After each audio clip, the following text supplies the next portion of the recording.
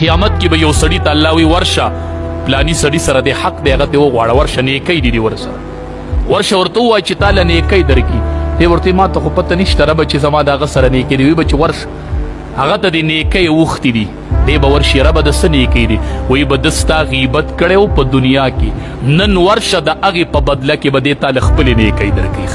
خپل منځونه به رالو تهجد به رالو او د چا چې دې غیبت کړی هغه ته به یې حواله کوو دا نیکۍ به رانه په دې غیبتونو کې کمیږي او کټ کېږي به دا به رانه ځي دې کې به کټ کېږي غیبت دا ډېره لویه ګناه ده دا ګناه کبیره ده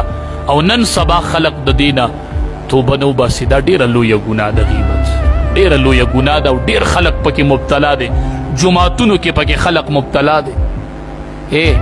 تلي به حج او عمرې له بیت الله کې به ناسي او کوي به غیبت مسجد نبوي کې به ناسي او کوي به غیبت دومره لویو ګناهونو کې دومره